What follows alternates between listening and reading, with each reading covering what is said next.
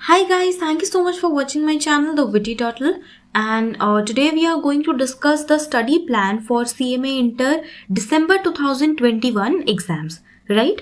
So in this video we are going to discuss the study plan for both the groups, okay? So this video is basically for those students who are preparing for both the groups to appear in December 2021 exams. So in this video, we are gonna assume that you have completed all your classes, and this study plan is basically for your self-study routine, right? So let's say you are starting your revision or your studies from 20th July, right? From 20th July. And see, in July you're getting 10 or 11 days, so we are taking it as 10 days. In August, you're gonna get 31 days, in September 30 days, October 31 days, and November 30 days. I'm keeping this 30 days of November only for revision, right? Only for revision, in which you're gonna do the MTPs, RTP, scanner, workbook, and whatever mock test you get to solve if you get to solve any mock test, you're gonna solve that, right? सो यहाँ पर हम लोग सबसे पहले कुछ चीज़ें discuss करते हैं which are fixed for every day. Like every day you have to do these all things. Every day you have to study 5 pages of law, right? 5 pages of law. It will take you 30 to 40 minutes maximum.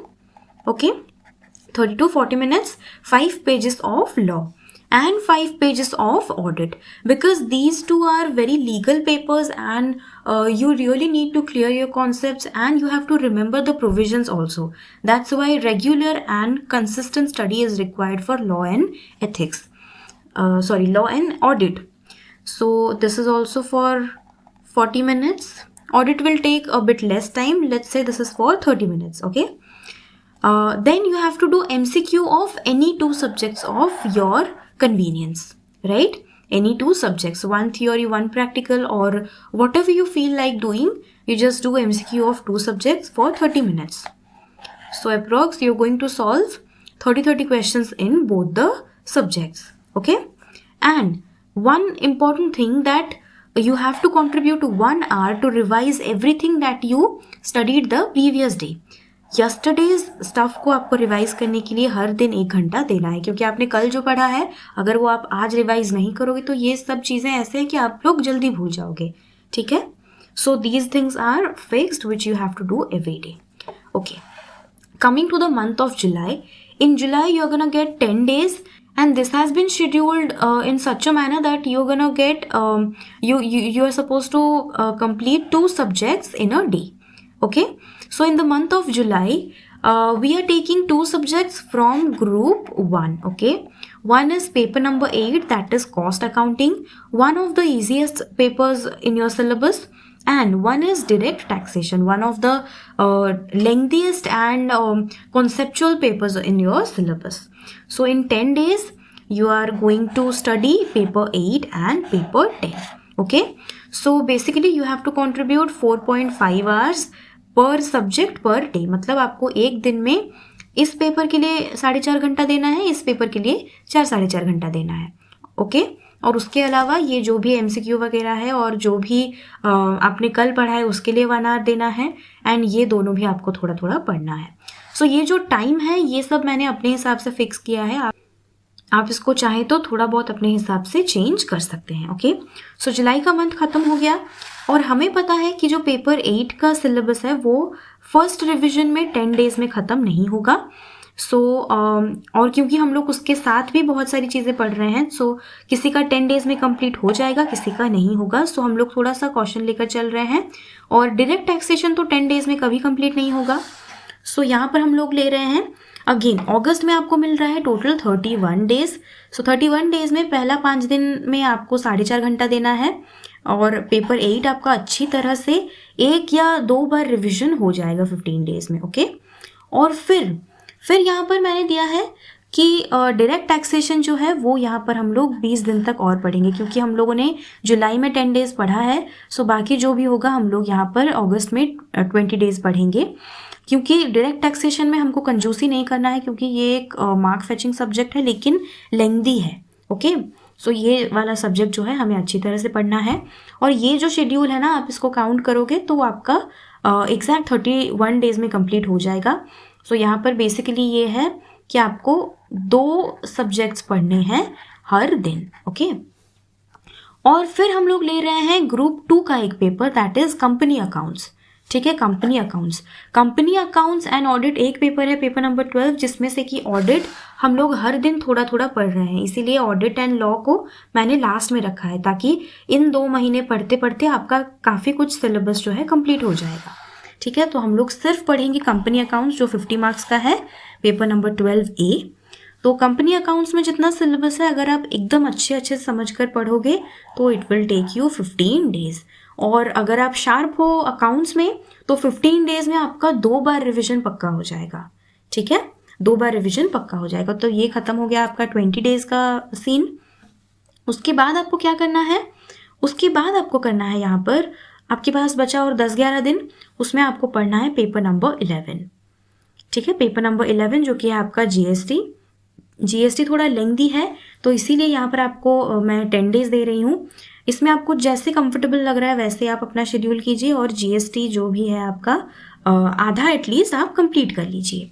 और उसके साथ साथ आपने जो भी law और audit पढ़ा है ना, लॉ और ऑडिट जो भी आपने अभी तक पढ़ा है लास्ट 30 डेज में, उसको आपको रिवाइज करते जाना है।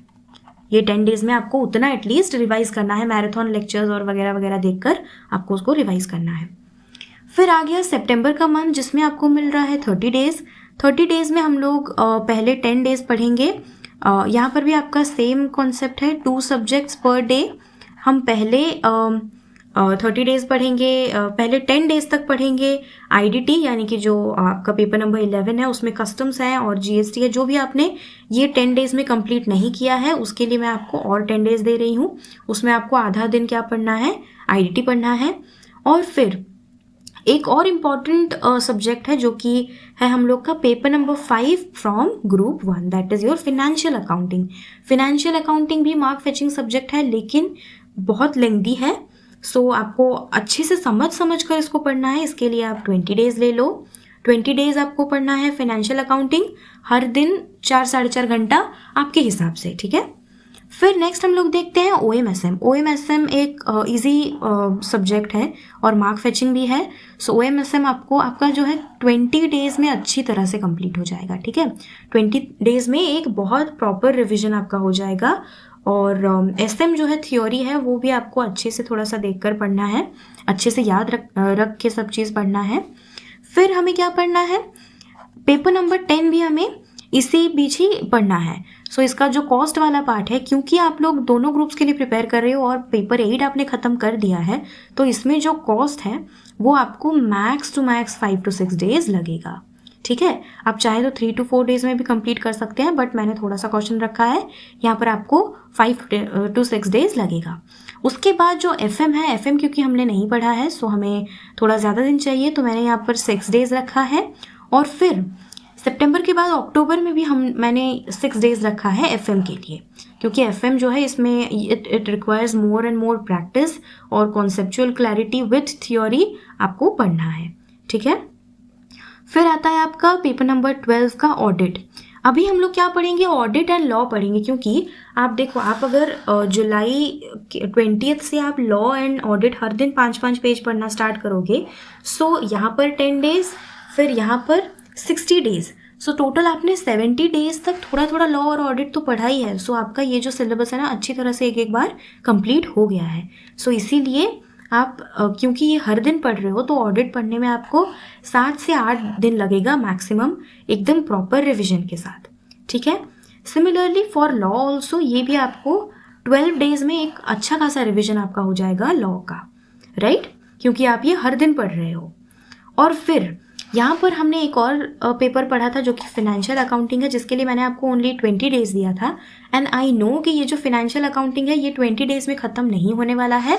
सो इसीलिए ये आपका यहाँ पर आपको 10 डेज यहाँ पर मैं और दे रही हूँ आपको, ठीक है। सो ये 10 डेज में आपका जो भी फिनेंशियल अकाउंटिंग बचा है वो आप पढ़ लो। इसके बाद भी आपके पास 2-3 दिन एक्स्ट्रा है एंड ये 2-3 दिन में आपको क्या पढ़ना है, आपने जहाँ से भी कुछ भी छोड़ दिया है या कुछ भी कंप्लीट नहीं हो पाया है, सो वो आपको इन 2-3 दिन में कंप्लीट करना है। उसके बाद आपको मिलता है नवंबर का 30 डेज। और अगर हम लोग ये अज्यूम करके चले कि जो हम लोग का नॉर्मल डेट हुआ करता था दिसंबर टर्म का, दिसंबर 10 से शुरू होता था, तो उसके बाद भी आपके पास 40 डेज रहता है। नवंबर का 30 डेज प्लस दिसंबर का 9 डेज, सो बेसिकली आपके पास 39 डेज रहता है। तो उसमें आप इसका और एक रिवीजन कर सकते हो। और नवंबर की 30 डेज में कैसे रिवीजन करना है, इसका मैं एक और वीडियो लेकर आऊँगी।